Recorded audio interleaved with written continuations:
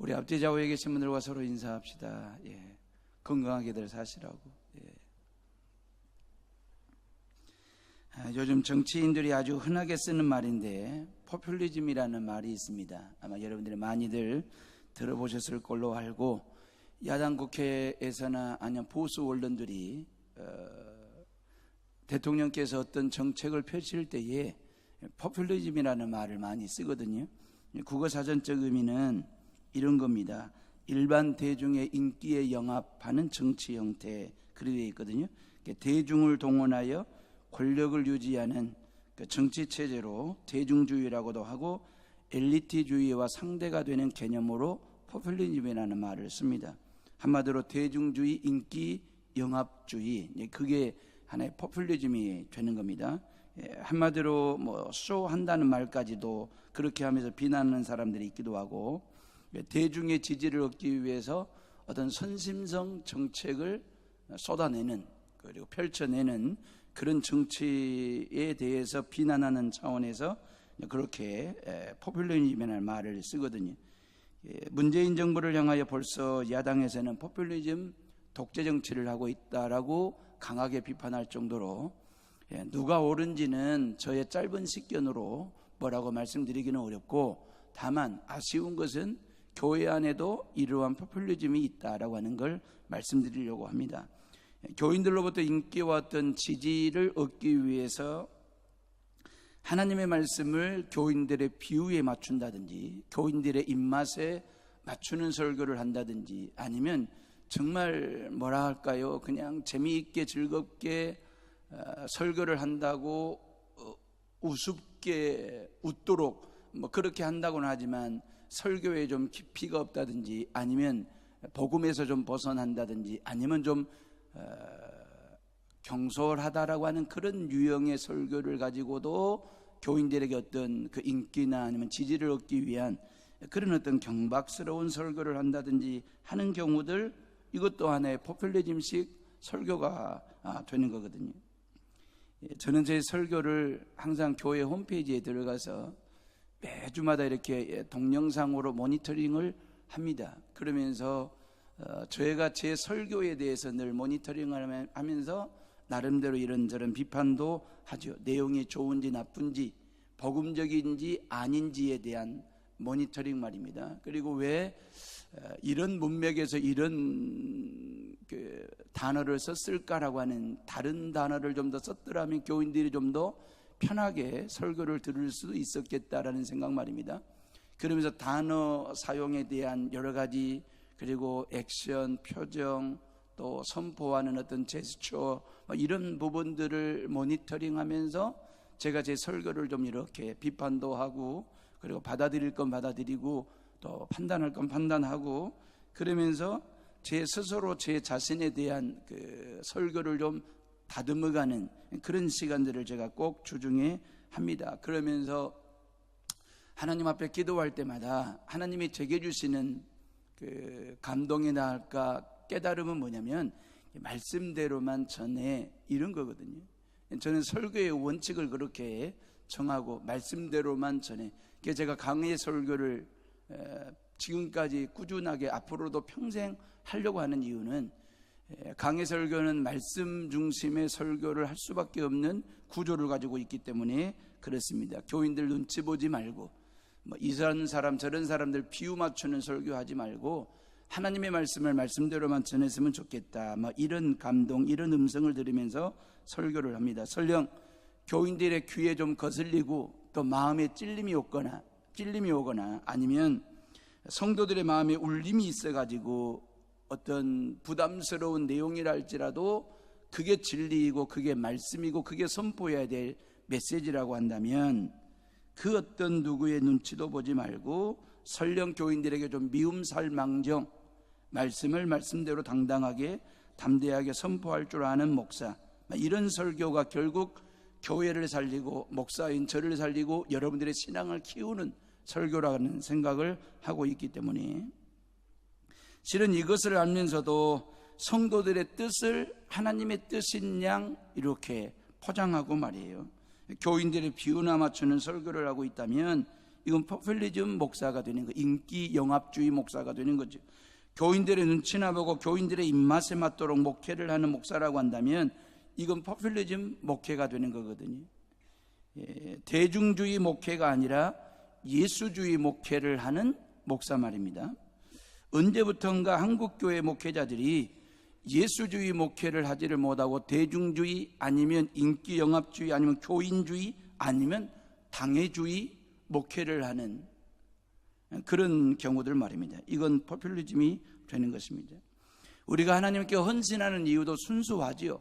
하나님 앞에 헌신할 때 정말 순수함을 가지고 헌신하죠. 나 같은 것을 죄 가운데서 건져주시고 구원해 주셔서 하나님의 자녀 삼아주신 그 하나님의 은혜에 너무너무 감사하고 너무너무 고마워서 하나님 앞에 이 모양 저 모양 이런저런 헌신과 수고를 아끼지를 않는다고요.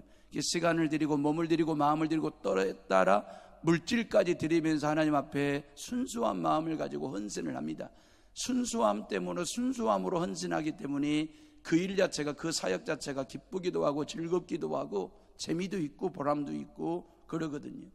근데 이게 헌신과 수고가 5년차 넘어서고 7년차 10년차 넘어서기 시작하면 매너리즘에 빠지기도 하고 말입니다. 그래서 마지못해 어쩔 수 없이 그 사역에 헌신할 때에 이제 우리의 영혼이 말입니다, 이제 피폐해지기 시작하는 거거든요. 그리고 남들에게 보여주기식의 헌신이 되어버렸을 때에 그 말이에요. 더 안타까운 것은 이게 이제 권사나 안수집사, 장로 되기 위한 수단시하는 헌신이 되어버린다고 한다면, 그러면 이제 신앙이 멍들고 병든 상태까지 갔다라고 진단하셔도 될 겁니다. 뭐가 되기 위해서 뭔가를 한다? 이건 진정한 헌신이 아니지요. 뭔가를 하다 보면 하나님이 뭐가 되게 해주십니다. 그게 안수집사가 됐든 권사가 됐든 장로가 됐든 그게 그리 중요한 건 아닌데 한국 크리스찬들은 그걸 그렇게 중요시합니다. 그렇기 때문에 뭔가 되기 위해서 뭔가를 한다.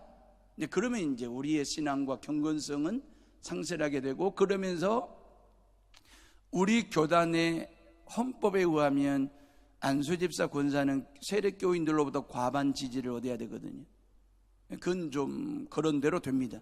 근데 장로는 세력교인들에게 3분의 2 이상의 지지를 얻어야 장로가 되기 때문에 하늘의 별 따기처럼 장로 되는 게 결코 쉽지가 않습니다. 그러다 보니까 표정 관리도 해야 되고 인기 관리도 해야 되고, 그리고 이제 신앙 관리도 하다 보면 이게 교회 안에 있는 포퓰리즘이 되는 것입니다. 인기 영합주의적 어떤 신앙생활을 하게 되는 거죠. 성경에서 보면 포퓰리즘을 한 사람, 대표적인 사람 한 사람을 꼽으라고 한다면 저는 빌라도를 뽑을 거고요. 그리고 오늘 본문에 나와 있는 이 사두개인들과 제사장들과 성전 맡은 자들이 아주 전형적인 포퓰리즘의 샘플이 되는 거거든요. 빌라도는 예수님을 재판해보고 심판해봐도 예수님에게 아무런 죄가 없다는 사실을 확인했습니다. 예수님에게 십자가 사형 언도를 내릴 만한 죄목 자체가 없어요. 그런데 민심이 그걸 용납을 하지 않는 그런 상황 말입니다. 백성들이 원하는 것은 바나바는 풀어주고 예수를 십자가에 처형시키라는 그 민심의 그 압박을 빌라도는 이겨내지를 못하고 결국 예수님에게 십자가 사형 언도를 내리면서 그 많은 유대인들 앞에서 자기 손을 물로 씻잖아요. 자기 손을 물로 씻으면서 이 사람의 핏값은 내게 있는 게 아니라 당신들에게 있다. 당신들이 이 사람의 핏값을 져라. 그러면서 결국 손을 씻고 털거든요.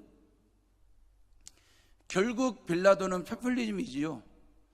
백성들에게 인기를 얻고 지지를 얻어서 로마 황제의 명을 받은 총독으로서 밀란 아니면 쿠데타 없이 유대 땅을 다스리고자 하는 그 정치적 어떤 포퓰리즘에 빠져 있는 전형적인 사람 말입니다. 옳음과 틀림에 대한 판단 기준도 없고 무엇이 바른 건지 무엇이 틀린 것인지에 대한 판단 기준도 없는 그런 상황 말입니다. 정의와 불의에 대한 정치적 소신도 없고, 그러다 보니 당당함도 담대함도 용기도 없고 그저 민심의 지지와 또 인기에만 올인하는 인기 영합주의적 정치인 말입니다. 이게 우리들의 자화상은 아닌지라는 생각 말입니다. 입술로는 먹든지 마시든지 무엇을 하든지 하나님의 영광을 위해서라고 외치지만 정작 결정적인 순간에는 먹든지 마시든지 무엇을 하든지 나의 영광을 위하여라고 수없이 외치면서 여기까지 온 신앙, 그렇다고 한다면 포퓰리즘 신앙이 되는 것입니다. 그런데 이러한 포퓰리즘이 아닌 오직 예수, 오직 십자가, 오직 부활, 오직 복음만 목숨 걸고 당당하게 담대하게 용기 있게 선포하고 외친 사람들의 이야기가 있습니다. 이들은 대중주의가 아닙니다. 예수주의자들입니다. 인기 영합주의자들이 아니고 복음주의자들입니다. 대중들이 예수를 좋아하느냐 싫어하느냐가 메시지의 기준이 아닙니다. 대중들이, 백성들이 예수님을 좋아하느냐 안 좋아하느냐가 메시지의 기준이 아니라 예수님이 대중을 좋아하고 백성들을 좋아한다라고 하는 게 메시지의 기준이 되는 것입니다. 백성들이 복음을 받아들이느냐 못 받아들이느냐 거부하느냐 이게 메시지의 기준이 아니라 이 복음이 죄인들을 받아들이고 사랑하고 구원한다라고 하는 것이 그들이 선포한 메시지가 되고 설교의 제목이 되었다라고 하는 것입니다. 고로 이들은 포퓰리즘 교인이 아니지요. 사람들이 어떻게 생각할까? 이게 아니라 예수님이 어떻게 생각하실까? 이게 그들의 삶의 기준이 되었거든요. 내 생각은 이래, 나는 그래서 할 거야, 내가 하고야 말 거야, 나는 할 수 있어 라고 하는 이런 생각이 아니라 매사 모든 일을 놓고 예수님이라면 어떻게 하실까? 그러한 되물은 말입니다. 그러한 곱씹은 말입니다. 어떤 일을 놓고 나의 관점, 나의 기준, 나의 생각, 나의 판단 잣대가 아닌 예수님이라면 이런 사람을, 예수님이라면 이런 일을 어떻게 하실까라고 하는 판단 기준 말입니다.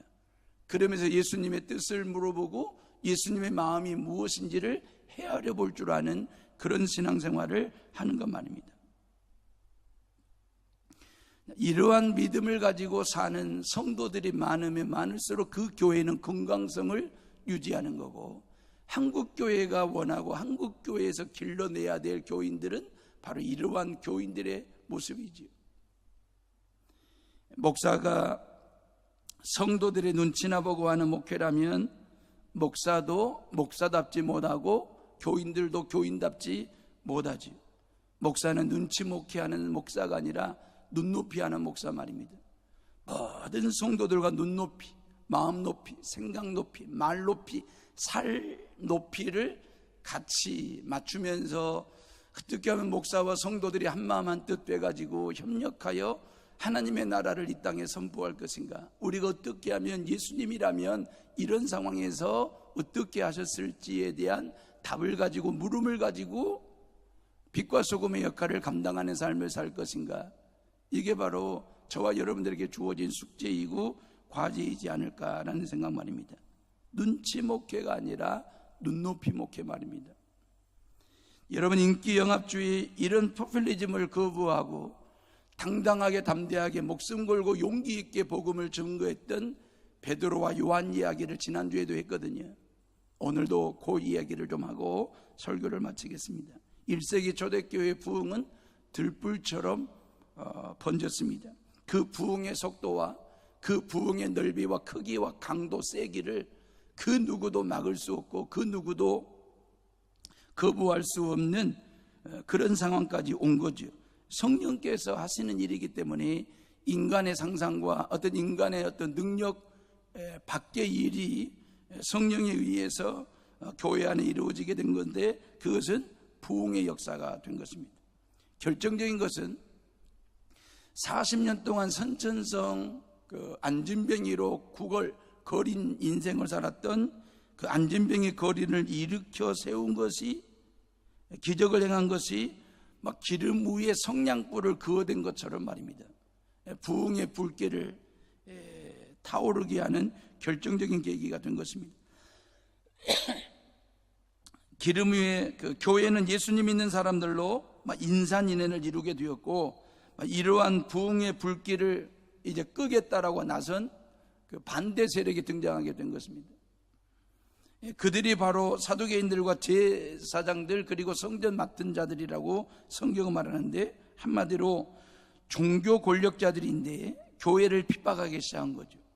교회가 기하급수적으로 성장하고 부흥하는 그 꼴을 볼 수가 없어서 이제 그 부흥의 불길을 끌려고 진압하려고 교회 안에 핍박을 가하는 세력들이 등장하게 됐는데, 수백 년 동안 종교 지도자라고 하는 탈을 쓰고 권력화된 종교로 백성들을 통치한 사람들, 기득권 세력 아니겠습니까? 바로 그들이 이제 교회에 본격적으로 탄압과 핍박을 가하는 세력이 된 것입니다. 이들은 하나님을 제외한 자신들보다 더 높은 지위, 더 센 권력, 더 나은 지식을 가졌거나 아니면 더 큰 어떤 백성들의 지지를 받는 세력은 없다고 늘 생각했던 사람들입니다.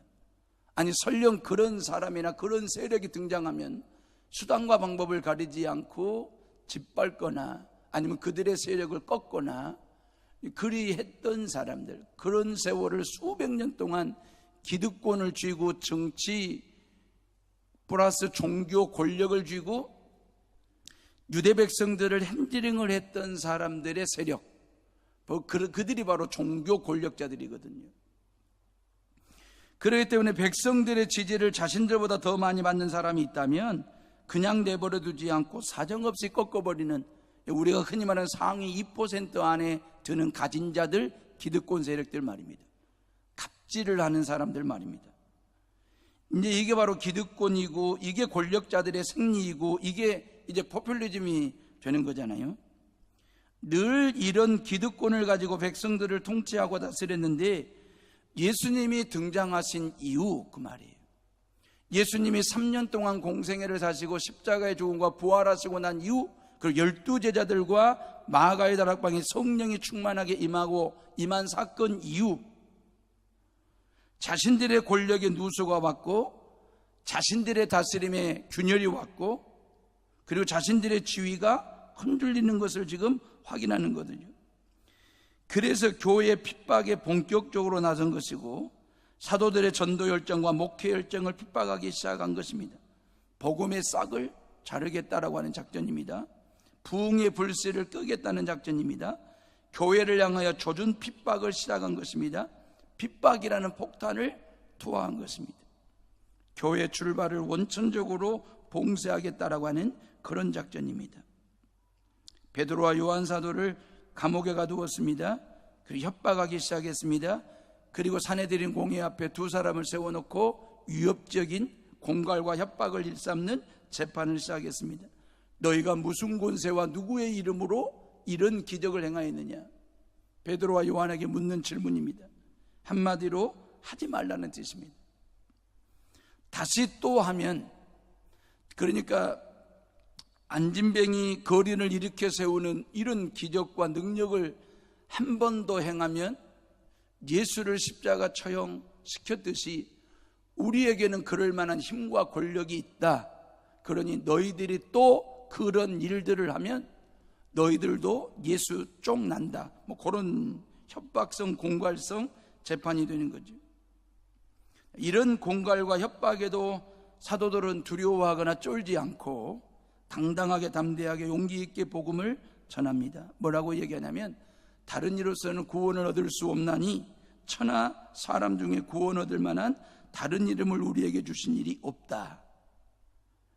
그러면서 주의 복음 전하는 일에 앞장을 서겠다. 그러면 19절에 베드로와 요한이 대답하여 이르되 하나님 앞에서 너희의 말을 듣는 것이 하나님의 말씀을 듣는 것보다 옳은가 판단하라. 우리는 보고 들은 것을 말하지 아니할 수 없다.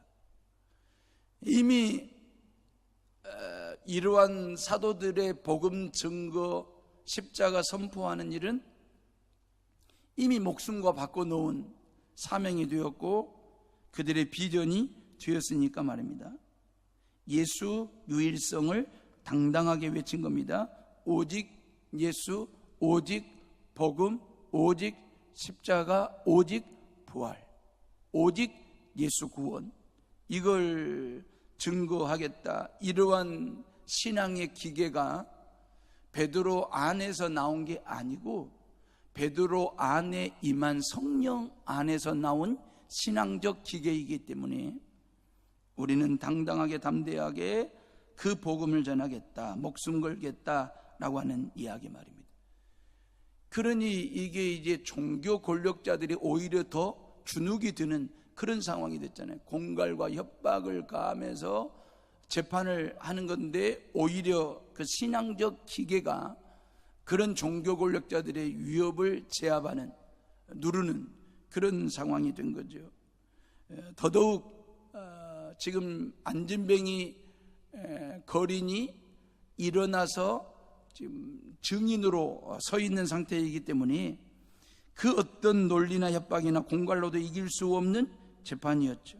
그래서 어쩔 수 없이 두 사도를 감옥 밖으로 내보내면서 뭐라고 또 협박을 하냐면 17절 말씀이 이리 되어 있어요. 17절에 보면 이것이 민간에 더 퍼지지 못하게 그들을 위협하여 이후에는 이 이름으로 아무에게도 말하지 말게 하고 그랬어요. 18절 그들을 불러 경고하여 도무지 예수의 이름으로 말하지도 말고 가르치지도 말라 그랬거든요. 여러분, 사두개인, 제사장들, 성전 맡은 자들, 이들은 하나님을 믿는다는 사람들 아닙니까? 그런데도 하나님에 대한 믿음은 전혀 없습니다. 그들의 관심은 오로지 기득권이었습니다. 율법을 연구하고 가르치는 사람들 아닙니까?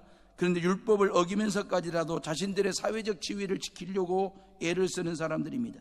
하나님께 드리는 예배를 총괄 집례했던 사람들 아닙니까?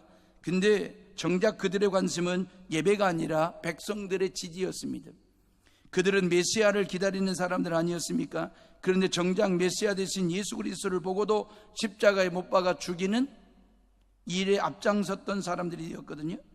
그러니까 하나님 나라 건설에 전혀 관심이 없습니다. 하나님의 아들 되신 예수 그리스도의 십자가 죽음과 부활에 대해서도 전혀 관심이 없고, 자신들의 회개와 구원에도 전혀 관심이 없고, 천하에 구원을 얻을 만한 다른 이름은 없고 오직 예수 이름을 통해서만 구원 얻을 수 있다라고 하는 진리에 대해서 도통 관심이 없는 사람들. 그들은 몇 사람이 예수님 믿고 구원받았는지에 대해서도 관심이 없고, 누가 예수님 믿고 변화되었는지에 대해서도 전혀 관심이 없는 사람들. 그들의 관심은 오로지 예수 이름이 더 이상 민간인들에게 퍼지지 못하게 하는 데 있었고, 지금까지 누렸던 권력과 백성들의 지지를 어떻게 유지하느냐에만 관심이 있었고, 그래서 베드로와 요한에게 예수 이름으로 말하지도 말고 예수 이름으로 가르치지도 말라고 유협과 경고를 해서 감옥 밖으로 내보내는 재판을 한 사람들. 저와 여러분들의 관심은 어디에 있습니까? 예수님의 관심은 사람에게 있었습니다. 그들의 관심은 권력에 있었습니다. 저와 여러분들의 관심은요, 예수님의 관심은 사람 사랑과 사람 구원에 있었습니다. 그들의 관심은 자기 사랑과 자기 권력에 있었습니다. 예수님의 관심은 안진뱅이 거린의 치유에 있었습니다. 그런데 그들은 기득권을 지키고 더 키우는 데 있었습니다. 예수님의 관심은 복음의 세계화와 교회 부흥에 있었습니다. 그런데 그들의 관심은 종교 권력을 더 키우는 데 있었습니다. 저와 여러분들의 관심은 뭡니까? 요즘 여러분들의 주된 관심사는 뭡니까?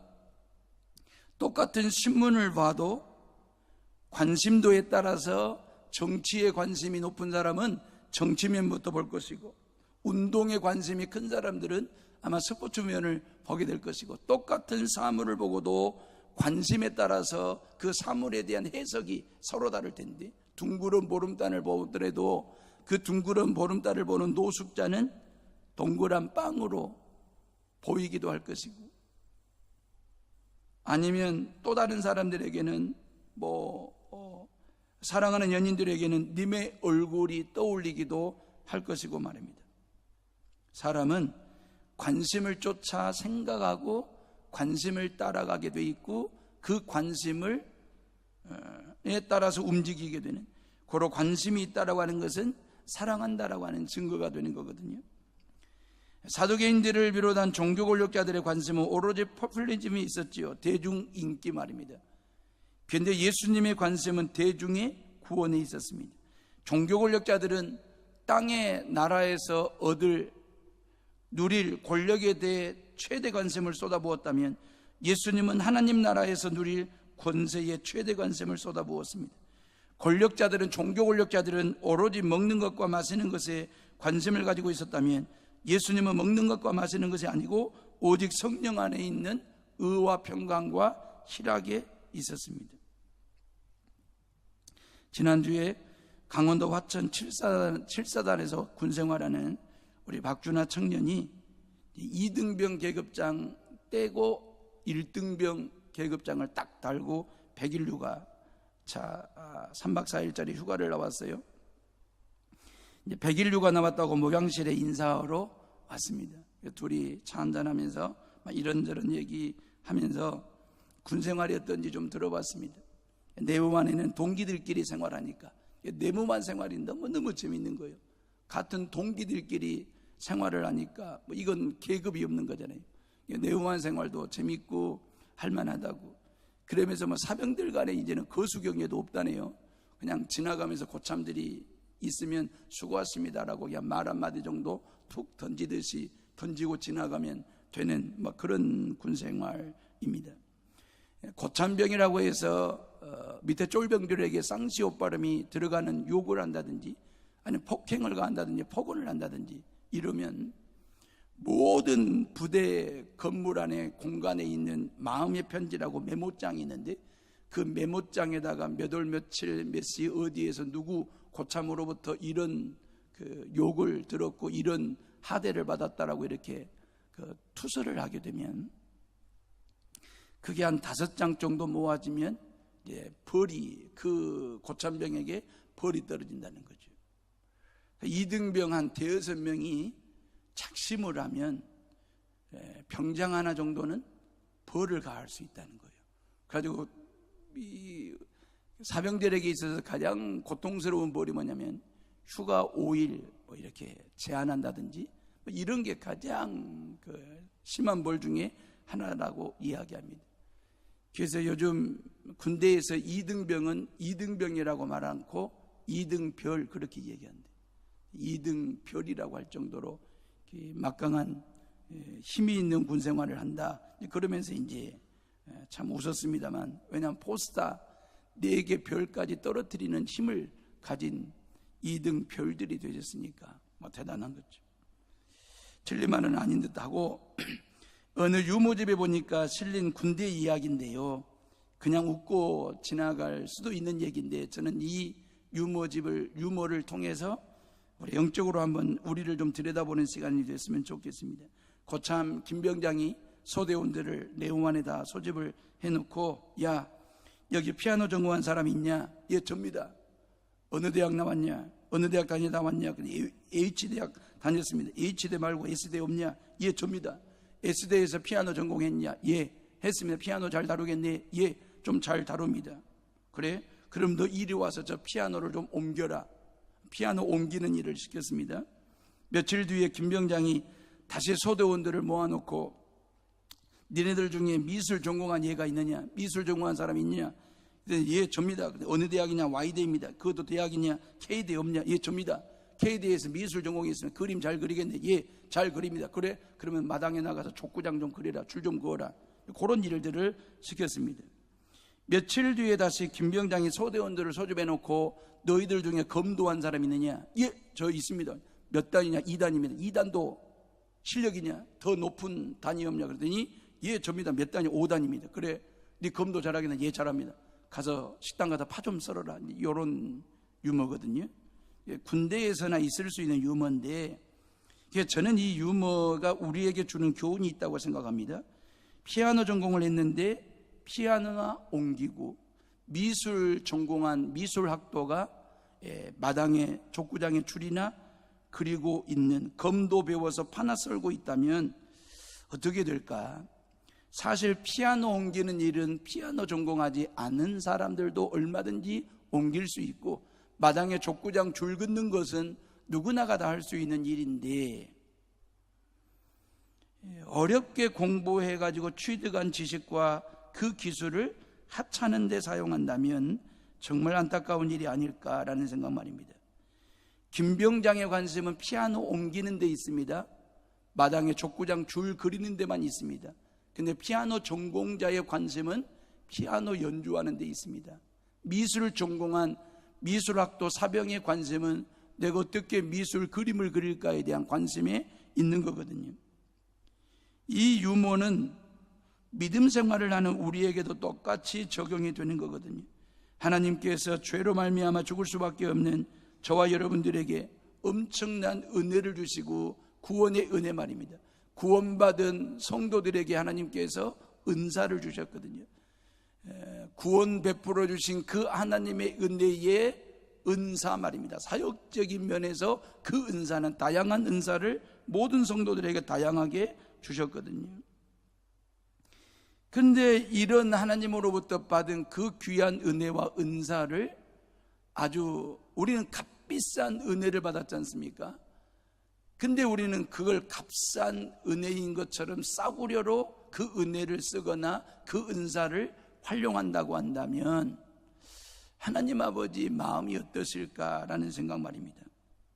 사도계인들과 제사장 성전 맡은 자들이 바로 그런 사람들, 이들은 하나님으로부터 엄청난 은혜를 받은 사람들이거든요. 성경 지식이 뛰어나고 성전에서 드리는 모든 예배를 집례했고 백성들에게 율법을 가르치는 그런 영적 리더들 아닙니까? 성경 전공자들이고 율법 전공자들이고 예배 전공자들 아닙니까? 하나님이 주신 은사도 은혜도 지식도 경험도 많은 사람들인데 잘 쓰면 좋은 일을 하고 또 하나님의 영광 드러내는 삶을 살 텐데, 그런 은혜와 은사를 가지고 포퓰리즘 정치나 하고 권력 독재 독선하고 있으니 얼마나 이 사람들이 본질에서 벗어난 삶을 사는지, 관심사가 다르기 때문에 이러는 거 아니겠습니까? 하나님의 것 가지고 본질적인 것을 쓰지 않고 비본질적인 것에 인생을 거는 사람들이었으니 진리를 가지고도 비진리적인 삶을 사니 얼마나 아둔한 사람들인지 그 말이에요. 피아노를 전공해놓고도 피아노를 연주하는 삶이 아니라 피아노를 옮기는 인생을 사람과 미술을 전공하는 화가가 그림 그리는 삶이 아니라 땅바닥에 족구장이나 그리는 인생을 사는 사람들과 다를 바가 없는 그런 인생을 살아가는 종교 권력자들의 모습 말입니다. 왜 그럴까요? 관심사가 다르기 때문에 이러는 것입니다. 베드로와 요한 사도는 말씀 전공자입니다. 예수 전공한 사람들입니다. 십자가를 전공하고 부활을 전공하고 복음을 전공한 사람들, 그 전공이 3년밖에 안 됐습니다. 짧은 3년 동안 십자가를 경험하고 부활을 배웠고 예수님의 말씀, 하나님의 나라를 배웠던 그들이 말이에요. 짧은 3년 동안 배웠던 그 전공 과목을 가지고 그들은 인생을 겁니다. 목숨을 겁니다. 복음 전하는 일에, 십자가를 선포하고 부활을 증거하고 선포하는 일에, 그래서 모든 사람들이 다 예수님 믿고 구원받는 일에 목숨을 거는 사람들, 인생을 걸었던 사람들, 어찌 보면 피아노 전공한 사람의 피아노 연주를 통해서 명곡 인생, 아니면 미술 그리는 화가가 평생을 그림을 그리면서 명작을 남기는 그런 인생을 살아가듯이 베드로와 요한을 비롯한 12사도들은 말입니다, 복음 전공자답게, 예수 전공자답게 말입니다, 평생 사는 동안 순교하면서까지 예수의 복음을 증거하며 하나님의 나라를 선포하며 살았던 그들의 모습 말입니다. 복음을, 예수 이름이 더 이상 민간인들에게 퍼지면 안 된다, 그런 협박과 공갈을 받고 난 이후에도 베드로와 사도는 19절에 베드로와 요한이 다 같이 한번 19절을 읽어봅니다. 시작. 베드로와 요한이 대답하여 이르되 하나님 앞에서 너희의 말을 듣는 것이 하나님의 말씀을 듣는 것보다 옳은가 판단하라. 20절이요. 우리는 보고 들은 것을 말하지 아니할 수 없다 하니 그랬어요. 예수의 옛자도 뻥긋하면 안 돼, 그렇게 단단히 경고하고 협박을 해서 내보내는데 베드로와 요한이 하겠다는 것입니다. 복음을 전하겠다는 것입니다. 죽음을 무릅쓰고 말입니다. 복음을 가지고 그들과 타협하지 아니했습니다. 흥정 거래하지 아니했습니다. 딜하지 아니했습니다. 우리를 죽이려면 죽여라, 죽을 까고 뒤에 있다, 복음을 위해서 예수님이 우리의 죄를 짊어지고 십자가 위에 못 박혀 죽으시는 것처럼 우리도 그 예수님을 위하여 복음 전하다가 죽을 각오가 되어 있다. 당신들과 우리는 협상할 수 없다. 판단할 수 없다. 그러면서 히브리서 11장 38절 말씀처럼 세상이 감당할 수 없는 믿음을 가진 사람들이 되었습니다. 세상이 감당할 수 없는 믿음을 가진 사람들, 그 믿음을 가지고 세상에 나아가 주의 복음을 증거하는 삶을 살게 된 것입니다. 하루는 어린 딸이 자기 어머니에게 하소연을 했습니다. 엄마, 배가 아파. 이 어머니는 아이의 머리를 만져보고 열이 있나 없나 확인해보고 또 여러 가지 진단을 해보고, 그러나 아무런 이상이 없었어요. 그래서 어머니는 딸에게 이렇게 말합니다. 얘야, 네가 배가 아프게 느껴지는 것은 아무래도 뱃속이 비어서 그럴 거야. 뭐 좀 먹으면 괜찮을 거야. 그리고 딸에게 정성을 다해서 음식을 만들어줬고, 딸내미는 그 음식을 맛있게 먹고 이제 배가 부르니 배가 아프다라고 하는 그 느낌과 생각이 사라지게 된 것입니다. 그날 저녁이 되어서 아버지가 퇴근길에 집으로 돌아오면서 뭐라고 얘기했냐. 여보, 왜 이렇게 머리가 아프지? 그랬더니 딸아이가 뭐라고 얘기했냐. 아빠, 머리가 아픈 것은 머리가 비어서 그래. 머리에 뭘 좀 집어넣으면 될 거야. 그랬다라고 하는 얘기죠. 여러분, 마음이 아프십니까? 마음이 비어서 그런 게 아니고 마음속에 성경 외적인 세상적이고도 세속적인 것들을 너무너무 내 마음속에 채우고 살기 때문에 마음이 아픈 것은 아닐까요? 삶이 아프십니까? 삶이 비어서가 아니라 하나님 외에 다른 것 가지고 쟁여놓고 모아놓고 쌓아놓고 살다 보니까 삶이 진통을 느끼고 아픈 것은 아닐까요? 신앙이 아프세요? 신앙이 비어서가 아니라 예수 외에, 십자가와 부활 외에 다른 것을 믿기 때문에 신앙이 아픈 것은 아닐까요? 마음이 됐든 머리나 삶이나 신앙 안에 하나님의 것으로 충만하게 채우고 사시기를 주님의 이름으로 축복합니다. 성령을 충만하게 채우고 사는 성도들 말입니다. 포퓰리즘은 우리의 마음을 병들게 합니다. 우리의 삶을 멍들게 합니다. 우리의 신앙을 병들게 합니다. 오직 예수주의, 복음주의, 십자가주의로 사시는 해오름의 식구들 되시기를 주님의 이름으로 부탁을 드립니다. 이 시간 조용히 묵상하시면서 기도하겠습니다.